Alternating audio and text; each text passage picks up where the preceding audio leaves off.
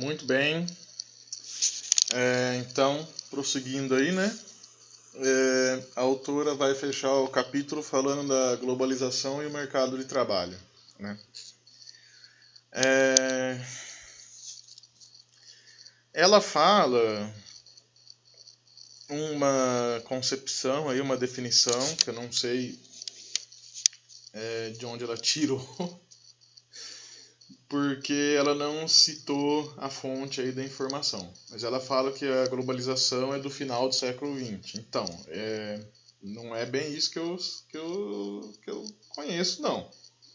Né? Pelo que eu sei, assim, a globalização ela é um processo que começou há muito tempo atrás, né? Já há 500 anos atrás, com o começo das grandes navegações, que é o quê? É a ideia que o mundo, entre aspas, assim, né, vai ficando cada vez menor, no sentido que as distâncias vão ficando cada vez menores também, né? Seria meio que um rompimento, aí, uma diminuição, de certa forma, de fronteiras em muitos aspectos, principalmente para o comércio, né? Mas não só, principalmente para o comércio, né? O fluxo de mercadorias, o fluxo de dinheiro, mas também o fluxo de pessoas, né? E aí, é claro que no século XX, com o aumento de tecnologia, século XX foi inventado o avião, né? Então diminui mais ainda as distâncias, as pessoas podem ir dar a volta ao mundo em poucas horas, né? De um ponto para o outro do mundo em poucas horas. Claro que assim, então a tecnologia ela foi se desenvolvendo e foi facilitando esse processo da globalização.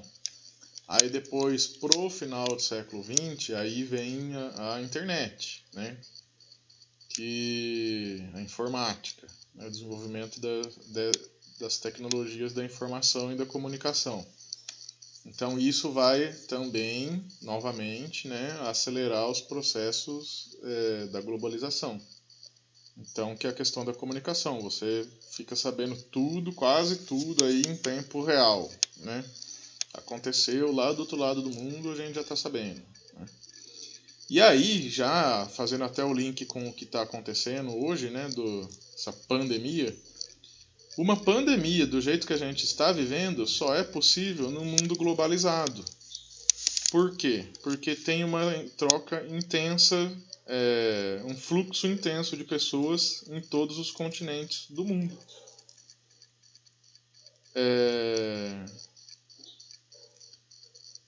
Durante a Idade Média, teve uma pandemia também, né? Foi a peste negra. Que quem se interessa assim, por Idade Média já deve ter ouvido falar. Só que essa peste negra ela foi acometer alguns países da Europa, principalmente a Europa. Por quê? Porque enfim, tem algumas teorias do que seria, né, a peste negra. Uns acham que foi do rato, enfim, ninguém sabe muito bem ao certo. Mas o fato é que acometeu então alguns países, foi terrível, matou muita gente, mas ficou centrada em um ponto, né? Depois, no século passado, teve a gripe espanhola, que matou milhões de pessoas. A gripe espanhola já aconteceu num mundo mais globalizado. Afetou pessoas de todos os continentes. E da mesma forma agora, né, o coronavírus, em pouco tempo, né, de janeiro para março, já virou pandemia global. Né? Pandemia global é até redundância, né? Já virou pandemia. Situação de pandemia é quando a doença já está em todos os continentes. Né? Então é isso, a globalização. Então isso é uma das características da globalização, né? É o fluxo intenso de pessoas, de mercadorias e de informações de dinheiro, principalmente, né, que é o principal motor aí da globalização, é a facilidade para se comprar e vender, né? Isso é a globalização. Aliás, isso são características, aspectos da globalização. O que mais? Bom, do ponto de vista agora mais econômico, né, a globalização ela envolve a mundialização do trabalho e das trocas comerciais. Então, por exemplo, uma grande empresa, né, uma empresa transnacional, que é um das nomenclaturas, ela pode surgir em um país, mas ela pode ter operações em vários países, né, em vários pontos do globo. Então a autora, né, até dá um exemplo, que uma empresa pode estar tendo uma operação de produção, por exemplo, em um determinado país. Aí tem, sei lá, fábrica. Vamos dizer que seja uma... Vou dar um exemplo que eu conheço, assim, da Calvin Klein, que aconteceu isso de verdade. Assim. Então, a Calvin Klein ela tinha muitas fábricas na Europa, né, que empregava principalmente costureiras, né, principalmente costureiras mulheres, em vários países da Europa. E aí o que acontece? Houve uma luta, né, uma sindicalização dessas trabalhadoras para lutar por direitos trabalhistas. O que a Calvin Klein fez? Simplesmente abriu outras fábricas na Ásia. Agora eu não vou lembrar que país exatamente, mas era um país muito pobre, onde não existe lei trabalhista, parece o Brasil, kkkk, né, entre aspas, né? Depois de 2017, com a reforma do Temer, acabaram vários direitos, né? Tirou vários direitos trabalhistas. Mas, ok. Na verdade, eu fiz essa brincadeira, né, para fazer uma crítica, mas nesse país específico da Ásia, que eu não vou lembrar qual não tem lei trabalhista. Então, o que a Calvin Klein fez? Foi lá nesse país, abriu várias fábricas lá e começou a produzir lá e fechou todas as fábricas da Europa. Simplesmente. Botou todas as trabalhadoras, todas as costureiras, né, em sua maioria eram costureiras, botou na rua. E foi abrir uma fábrica lá na Ásia, que não tem nenhuma lei trabalhista. O que as europeias, vamos dizer assim, se elas ganhavam 5, 10 euros por cada calça costurada, as asiáticas ganhavam centavo por cada calça costurada. Mais lucro para Calvin Klein, né? E dane-se os trabalhadores. É assim que funciona no capitalismo, né? As classes dominantes arrancam o couro dos trabalhadores em prol do lucro e é isso aí, né? É assim que funciona. Na globalização isso acaba ficando mais evidente, né? Porque então se tem tantas fábricas dando problema num país, fecha tudo e vai abrir num país que não tem lei trabalhista. O lucro vai ser bem maior. Então isso é um exemplo de como funciona a mundialização do trabalho, né? A empresa ela pode ter operações em vários pontos do mundo. E isso tem várias empresas que são assim, né? A IBM é assim. Tem N empresas que dá para pensar.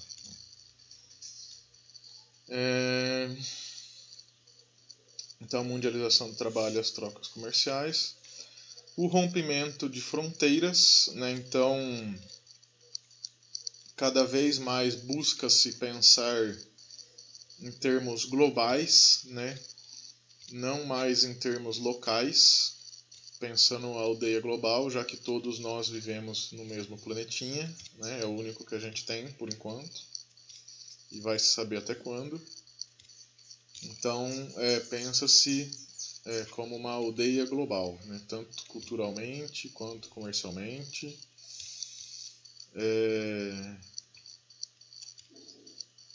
A gente, olhando assim pro óbvio, assim, né? Que é um exercício interessante de fazer, tentar olhar sempre pro óbvio.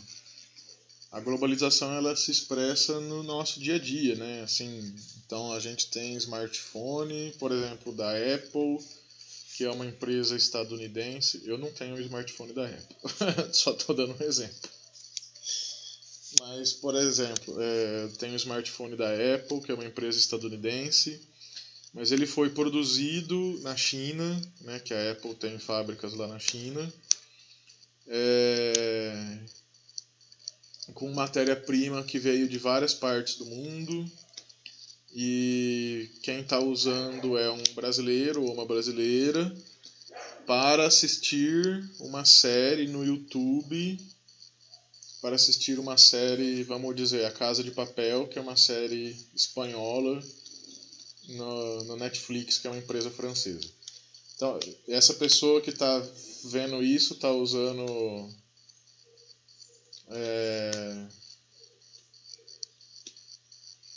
uma roupa X, enfim. Bom, acho que já deu para ter um exemplo, né?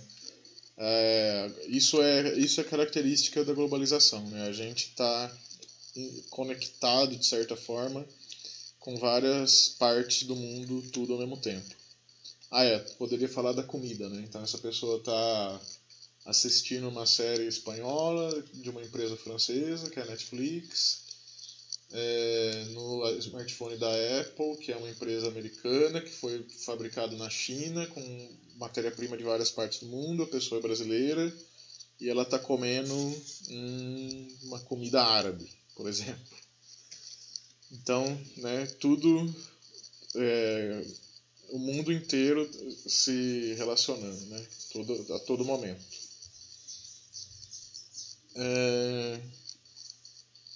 Isso é uma ideia da globalização e da aldeia global, né? Resumidamente, a globalização é isso, né? A diminuição das fronteiras e pensar tudo cada vez mais levando em conta o mundo inteiro e não apenas um país ou uma região. E isso influencia o trabalho, né? O trabalho já é pensado em termos globais, né? Já não mais em termos locais. Como uma medida, né, para proteger os seus mercados, surgem nesse contexto os blocos comerciais. Que a autora dá, por exemplo, o Mercosul e a União Europeia. O Mercosul que ela colocou lá, se eu não me engano, está errado. É Mercado do Cone Sul. E a União Europeia é a União Europeia.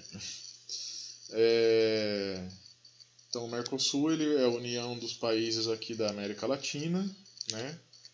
Tem regras próprias para negociar entre si, né? E para negociar com os de fora do grupo, assim como a União Europeia. A União Europeia tem várias vantagens para quem faz parte dela e tem regras para quem não faz parte. Então esses blocos comerciais são uma tentativa de protegerem, né, os seus mercados locais diante da globalização. Proteger e regular também, né? Bom, aí então isso é a globalização. Acho que só pelo que eu estava falando, assim, também pelos exemplos, fica claro como que esse processo, que ele é social, econômico, histórico, ele influencia diretamente, né, o trabalho. Não é que influencia, ele está relacionado com o trabalho. Então, como o trabalho se desenha, se manifesta aí, né, no mundo, não dá para pensar o trabalho separado da globalização. Mais um exemplo. Lembra que ano passado a carne aqui no Brasil ficou muito cara? Por que a carne daqui ficou cara? Porque os fazendeiros quiseram aumentar o preço? Não só por isso, porque teve uma exportação, né, muito grande para a China. A China resolveu importar quantidades imensas de carne, né, para a sua população. Lá é um país de economia planificada, né, um país que tem uma economia mais controlada, menos liberal, né? Aqui no Brasil estão querendo transformar cada vez mais liberal, mas enfim. Lá na China tem uma economia planificada, então eles precisaram comprar muita carne para a população, e qual um dos países do mundo que mais produz carne é o Brasil. Então compraram muita carne aqui do Brasil. Os fazendeiros, óbvio que venderam, devem ter feito um ótimo negócio, né, com os fazendeiros, as empresas de proteína animal, etc. Devem ter feito um ótimo negócio com a China. Venderam muita carne para lá e a gente ficou sem. A gente ficou sem, é a lei da oferta e demanda, né? Então, muita demanda e pouca oferta, então vai aumentar o preço para regular. Estou contando isso como exemplo, mas eu, por exemplo, não como carne. Só estou contando como isso tem a ver com a globalização. Que parece, nossa, um negócio muito abstrato ou muito distante, mas não, isso influencia diretamente no nosso cotidiano. Se você come carne e pagou mais caro para comer carne no Natal, por exemplo, isso é graças a esse processo de globalização que a gente vive, né? A carne aqui do Brasil não serviu para a gente, serviu para os chineses, né? Isso é a globalização. Muito bem, então aí a autora coloca Gente, falei um monte de coisa. Não sei se ficou claro, espero que tenha ficado. Se vocês tiverem dúvida com isso, perguntem aí nos comentários do YouTube. E aí eu vou tentar responder. Tentem ser bem claros assim, né, nas suas dúvidas, para eu tentar ser o mais claro possível também na resposta, tá bom? Mas eu acho que não tem muito segredo, não, essa questão da globalização. Bom, aí a autora coloca uma citação do Hobsbawm, né? O Hobsbawm é um historiador que morreu faz pouco tempo, mas ele é uma grande referência aí, né, do século XX, principalmente no final, né? Ele é um historiador bem importante. E aí vamos ver o que o Hobsbawm fala sobre a globalização. A globalização implica um acesso mais amplo, mas não equivalente para todos, mesmo na sua etapa teoricamente mais avançada. Do mesmo modo, os recursos naturais são distribuídos de forma desigual. Então, é isso que acho que esse exemplo da carne fica bem ilustrativo, né, disso aí que o Hobsbawm falou. Tem um acesso mais amplo, mas não equivalente para todos. Ou seja, quem está na China tem acesso à carne do Brasil, mas esse acesso não é equivalente nem para os brasileiros, né? Eles têm acesso, mas a gente acabou perdendo, vamos dizer assim, né? Pagou mais caro. Do mesmo modo, os recursos naturais são distribuídos de forma desigual.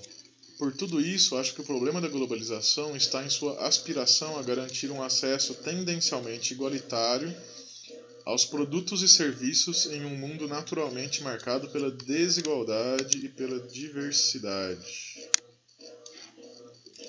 Há uma tensão entre esses dois conceitos básicos, a desigualdade e a diversidade. Tentamos encontrar um denominador comum acessível a todas as pessoas do mundo, a fim de que possam obter as coisas que naturalmente não são acessíveis a todos. O denominador comum é o dinheiro, isso é, outro conceito abstrato. Acho que o Hobsbawm, esse trecho que a autora colocou aqui, né, é bem ilustrativo assim, da questão da contradição, né, que envolve a globalização, que é tentar promover um acesso cada vez mais livre e igualitário num globo, né, num mundo, num planeta que é extremamente diverso, né, tem uma diversidade quase infinita aí, né, uma diversidade muito grande, e ao mesmo tempo, né, por conta do sistema econômico da maioria dos países, né, via de regra ser o capitalismo, é marcado pela desigualdade. O capitalismo lida com a desigualdade na sua base, né? A história da classe dominante e classe dominada são desiguais. Então essa é uma contradição difícil de resolver, né? Ou fácil, depende do ponto de vista e do que se pretende, né? Então, assim, a pergunta aí, né, da resolução dessa contradição é como promover uma igualdade de acesso livre, né, cada vez maior a recursos, serviços, etc., direitos, enfim, num mundo extremamente diverso e desigual. Essa é uma pergunta que a gente aqui no século XXI, fervendo, a gente vai ter que se haver com ela sempre, né, cotidianamente. Igualdade, diversidade e desigualdade. Como promover cada vez mais a igualdade num mundo desigual e diverso. Muito bem. Até o próximo slide.